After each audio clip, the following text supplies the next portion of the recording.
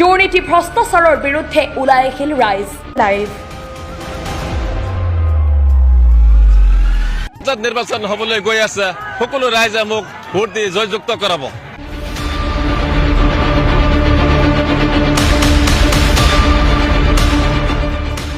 দিনক দিনে গৰম হৈ উঠিছে নিৰ্বাচনী প্ৰচাৰ। যিমানেই নিৰ্বাচনৰ দিন চমু চাপি আহিছে, সিমানেই তীব্ৰতৰ হৈ পৰিছে প্ৰচাৰ অভিযান।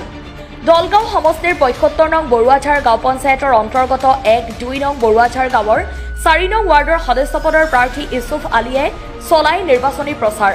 হাতে হাতে বেনাৰ লৈ প্ৰাৰ্থীৰ প্ৰতীক চিহ্ন সম্বলিত টি-চাৰ্ট পৰিধান কৰি চলাই নিৰ্বাচনী প্ৰচাৰ অভিযান।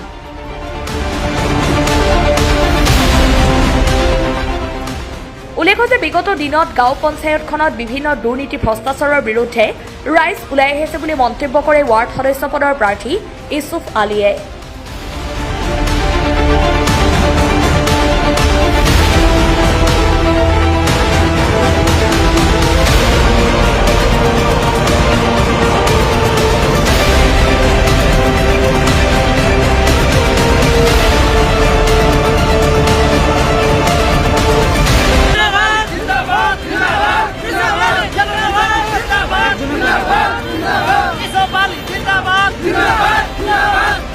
মোক ভোটাৰ ৰাইজে এইকাৰণে ভোট দিব, মই বিগত ১৫ বছৰত ইলিয়াছ আলীৰ দিনত মই ৰাইজক হয়তো পঞ্চায়তত মই কোনোদিন প্ৰতিদ্বন্দ্বিতা কৰা নাছিলোঁ।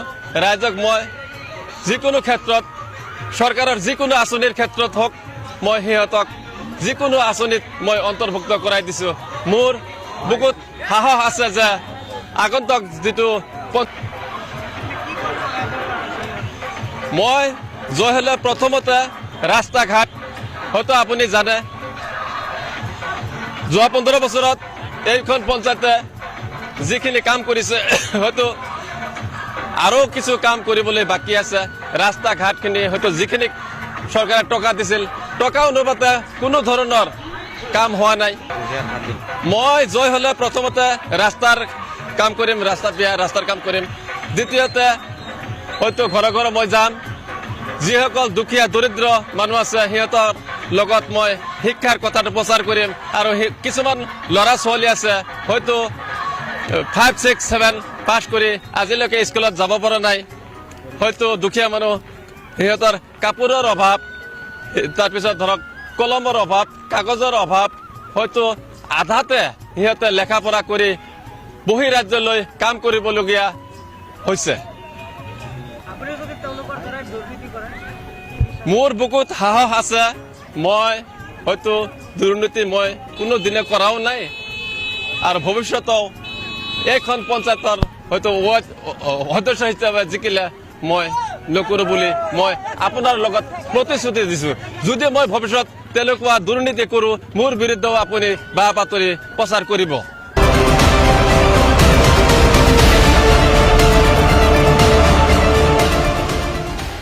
নিউজ ডেস্ক ৰিপৰ্ট, দ্য খবৰ। দলগাঁৱৰ বৰুৱাঝাৰত নিৰ্দলীয় প্ৰাৰ্থীৰ নিৰ্বাচনী প্ৰচাৰ। বিভিন্ন নিৰ্বাচনী শ্লোগানেৰে কমাইছে অফিচ বজাৰ।